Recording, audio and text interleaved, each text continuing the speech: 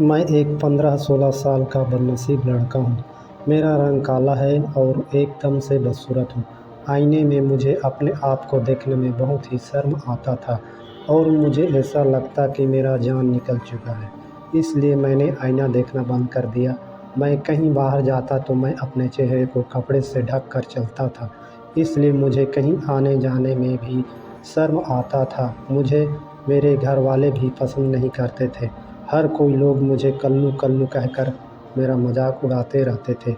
मुझे बहुत बुरा लगता था। उन लोगों के मजाक उड़ाने से मुझे रोना आ जाता था। मुझे अपने चेहरे से नफ़रत हो चुका था।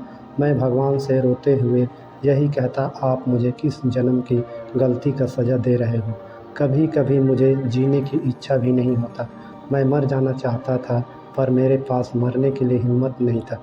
मैं घुट-घुट कर जीने पर मजबूर हो गया था। मेरी ज़िंदगी में कोई उमंग ही नहीं था। कोई भी मुझसे ढंग से बात ही नहीं करते। मैं अपने मन ही मन में रहता। मेरी ज़िंदगी ऐसे ही जिल्लत से गुज़र रहा था। अब मैं 20 साल का हो चुका था। अब भी मेरे हालात और रंग वैसा ही था। बदसूरत होने के कारण अभी तक मैं किसी को भी अपना दोस्त नहीं बनाया था। मैं अकेले ही कहीं आया-जाया करता था। धीरे-धीरे मेरे मन में परिवर्तन होने लगा। रात में जब मैं सोता था तो मुझे लड़कियों के सपने आने लगा। मैं उनके साथ जिस्मानी संबंध बनाया करता था। फिर मुझे ऐसा लगता कि मेरे नीचे का कपड़ा गीला हो चुका है और मेरा नींद खुल जाता। मेरा नीचे का कपड़ा सचमुच में गीला रहता था। मुझे समझ में नहीं आ रहा था मेरे साथ क्या हो रहा है। फिर मुझे रात भर नींद नहीं आता। मैं सपने के बारे में सोच-सोच कर पूरी रात जाग कर गुज़ार देता। इस तरह के गंदे सपने मुझे रोज़ रात में आने लगा। वही गंदे सपने आने के कारण अब मेरा दिल लड़कियों के प्यार के लिए तड़प रहा था और मेरा पागल दिल लड़कियों के पीछे भागने लगा।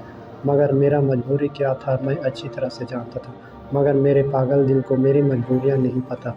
वह तो सिर्फ़ लड़कियों के लिए धड़कना जानता था। मुझ जैसे दिलवाले के पास अपने दिल के अरमानों को पूरा करने का हिम्मत ही नहीं था। मेरे दिल का अरमान सिर्फ़ ख्वाब में ही पूरा हो सकता था। अब मैं अपने दिल का अरमान पूरा करने के लिए अपने आप को कुछ बदलने की कोशिश करने लगा और दिल के खातिर अपने ऊपर होने वाले हर जुल्म को सहने के लिए तैयार था। ये दिल प्यार के लिए इंसानों को क्या नहीं करवाता।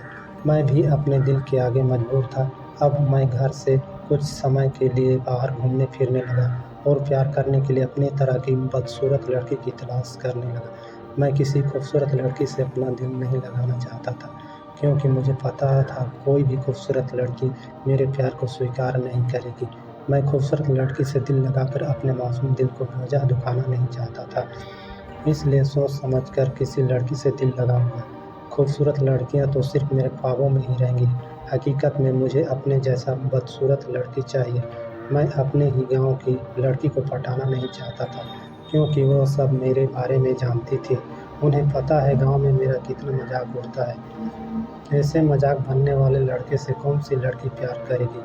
यही ख्याल मेरे दिल में आया और अपने गांव की लड़कियों से दिल लगाने का ख्याल अपने दिल से निकाल दिया और किसी दूसरे गांव में जाकर अपने लायक लड़की ढूंढने लगा। जब मैं घर से बाहर जाता तो लोग मुझे देखकर मेरा मजाक उड़ाना नहीं छोड़ा था। मैं भी चुपचाप उनका मजाक सुनकर आगे निकल जाता। मैंने बहुत दिन तक मेरे जैसे बदसूरत लड़की की तलाश किया, मगर मुझे उस तरह की लड़की नहीं मिली। मैं निराश हो चुका था। इधर मेरा दिल मुझे परेशान कर रहा था। मैं अपने पागल दिल को कैसे समझाऊं। किसी लड़की का प्यार मेरी किस्मत में भगवान ने नहीं लिखा है। अपनी तकलीफ देखकर मुझे खुद पर रोना आ जाता। मैं उदास सा रहने लगा। एक दिन मेरे घर के सामने वाले घर के पास एक लड़की दिखी जो बिल्कुल मेरी तरह काली और बदसूरत तो नहीं, पर वह उतनी सुंदर भी नहीं थी। उसे देखते ही मेरी उदासी भरी जिंदगी एक पल के लिए खुशियों से भर गई थी। उस लड़की का नाम पता कुछ मालूम नहीं था। मैं उसे पहली बार देख रहा था। वह किसी दूसरे गांव से थी। मैं उसे बहुत देर तक चोरी छिपे देखता रहा। अब मेरे दिल को सुकून मिला था। मैं जैसी लड़की की तलाश कर रहा था वैसे ही लड़की मुझे मिल गई थी। मैं उसे रोज छुप छुप कर देखने लगा। कई दिन बीत गए। अब वह लड़की मुझे अच्छी लगने लगी थी। अब मैं मन ही मन खुश रहने लगा था। मैंने उस लड़की से नज़र मिलाकर आज तक नहीं देखा था। एक दिन वह लड़की कुछ काम से मेरे घर आई। उस समय मैं घर पर था। मैं उसे देखकर घबरा गया और कपड़े से अपना बदसूरत चेहरे को ढकने लगा, पर वह मुझे अच्छी तरह से देख चुकी थी। फिर मैं वहीं पर सिर झुकाकर बैठा रहा। वह लड़की मेरे घरवालों से कुछ सामान लेकर वापस जा रही थी।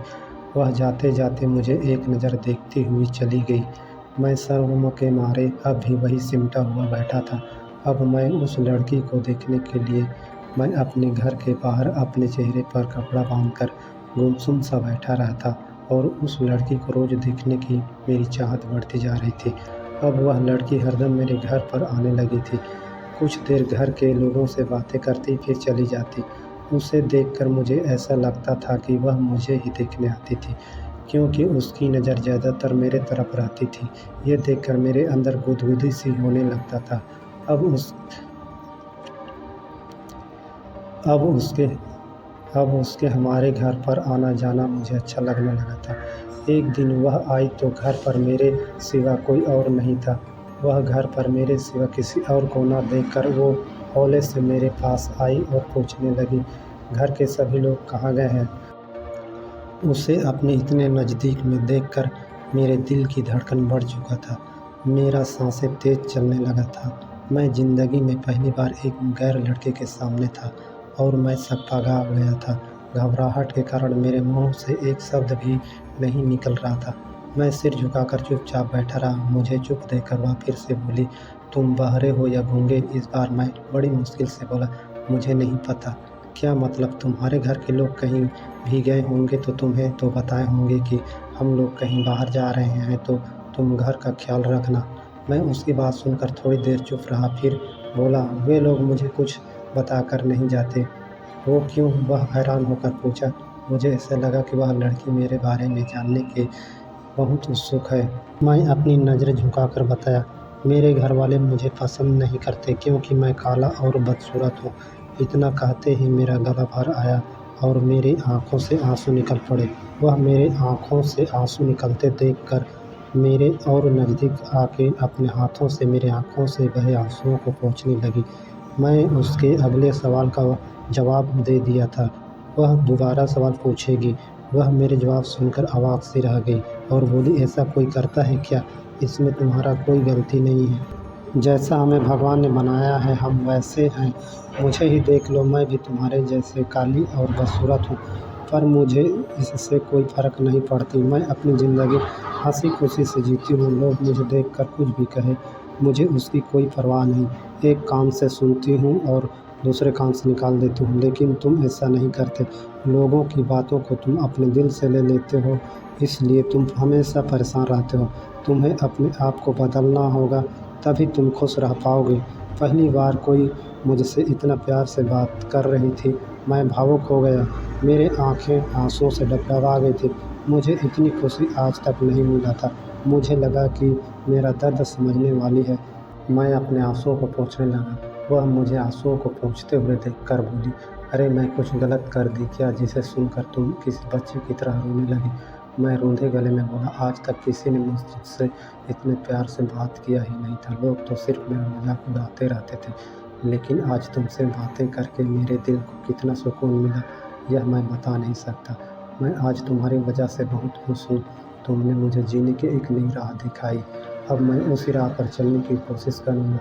फिर मुझसे पूछा, "तुम्हें पता है मैं यहाँ रोज़ क्यों आती हूँ?" वह मेरे तरफ देखने लगी। फिर मैंने नहीं में अपना सिर हिलाया तो वह बोली, "मैं तुम्हें ही देखने के लिए आती हूँ।" मुझे उसकी बात पर यकीन नहीं हो रहा था। "मुझे क्यों देखने आती हो? मुझसे कोई ख़ास बात नहीं है।" तो वह बोली, "मैं तुम्हें पसंद करती हूँ और आज मैं तुमसे अपने दिल की बात करने आई हूँ।"